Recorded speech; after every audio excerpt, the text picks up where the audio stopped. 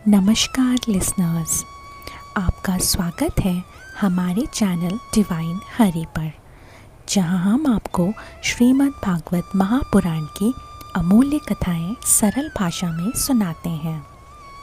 अगर आपने पिछला भाग नहीं सुना है तो उसका लिंक आपको डिस्क्रिप्शन में दिया गया है, उसे भी ज़रूर सुनें। आज की कथा में हम जानेंगे कि कैसे भगवान विष्णु ने बालक ध्रुव को दर्शन देकर उन्हें महान वरदान दिए और कैसे ध्रुव अपने घर की ओर लौटे। अगर आपको ये वीडियो पसंद आए तो हमारी वीडियो को लाइक, शेयर, कमेंट और सब्सक्राइब करना ना भूलें। बेल आइकन दबाएं ताकि आपको हर नई कथा की सूचना सबसे पहले मिले। तो चलिए आज की यात्रा को हम शुरू करते हैं। ओम नमो भगवते वासुदेवाय। ध्रुव जी ने कठोर तपस्या कर भगवान विष्णु को प्रसन्न किया। जब भगवान प्रकट हुए तो ध्रुव जी की ध्यान में जो दिव्य मूर्ति थी वह अचानक उनके हृदय से विलीन हो गई। घबराकर जब उन्होंने नेत्र खोले तो वही भगवान साक्षात श्री नारायण उनके सामने खड़े थे। ध्रुव जी ने प्रेम में अधीर होकर भगवान को दंडवत प्रणाम किया। वे उन्हें देखने, छूने और उनके निकट जाने के लिए ललायत हो जाते हैं, लेकिन स्तुति करने के लिए शब्द नहीं मिलते।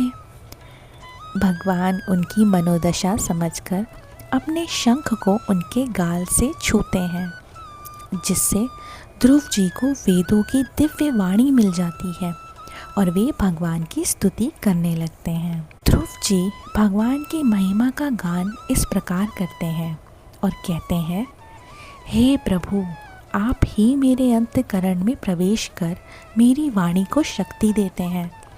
आप ही समस्त इंद्रियों को चेतना देते हैं। आपकी माया से ये संपूर्ण जगत रचा गया है।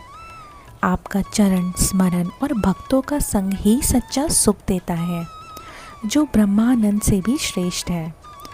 मुझे तो बस आपके शुद्ध भक्तों का संग चाहिए, जिससे मैं आपके गुणों की कथा सुनता रहूं और संसार सागर पार कर जाऊं।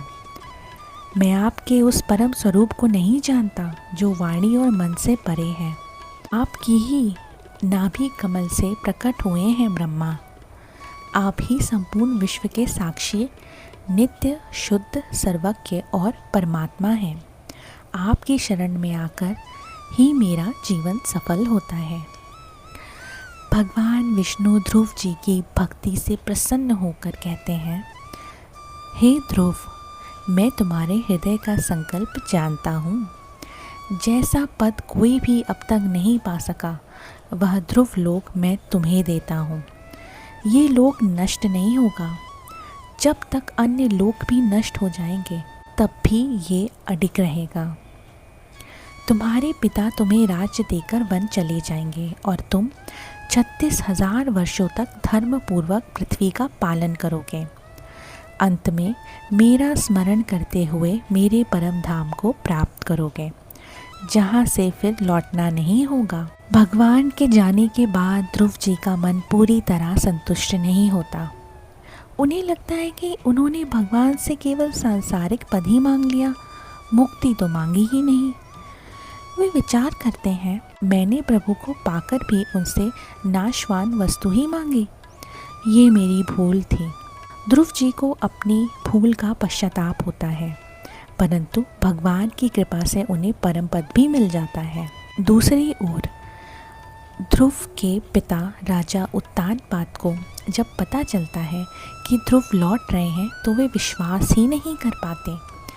फिर देव ऋषि नारद की बात याद करके वे प्रसन्न होते हैं और पुत्र के स्वागत के लिए नगर से बाहर जाते हैं। राजा, रानियाँ, मंत्री, नगरवासी सभी ध्रुव का स्वागत करते हैं। माता सुनीति अपने पुत्र को गले लगाकर सारा संताप भूल जाती हैं। राजा उत्तानपाद पुत्र को राज्य सौंपकर वन को चले जाते हैं और ध्रुव जी धर्म पूर्वक राज्य करते हैं। और यहाँ हमारा ये अध्याय समाप्त होता है।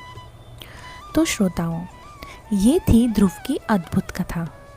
कैसे एक बालक की दृढ़ भक्ति ने भगवान को प्रसन्न कर दिया और उसे अमर पद प्राप्त हुआ। इस कथा से हमें ये शिक्षा मिलती है कि सच्ची भक्ति और भगवान के चरणों की सेवा से ही जीवन का परम लक्ष्य प्राप्त होता है। सांसारिक सुख क्षणिक मात्र हैं, परंतु प्रभु की भक्ति और सत्संग से ही हमें सच्चा सुख और मुक्ति प्रदान होती है।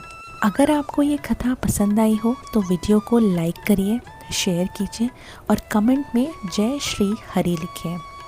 हमारे चैनल को सब्सक्राइब कीजिए, बेल आइकन दबाइए ताकि अगली कथा की सूचना आपको सबसे पहले मिले। पिछली कथा का लिंक आपको डिस्क्रिप्शन में मिल जाएगा। हम फिर मिलेंगे अगले भाग में श्रीमद् भागवत महापुराण की एक और प्रेरणादायक कथा के साथ। धन्यवाद। जय श्री हरि।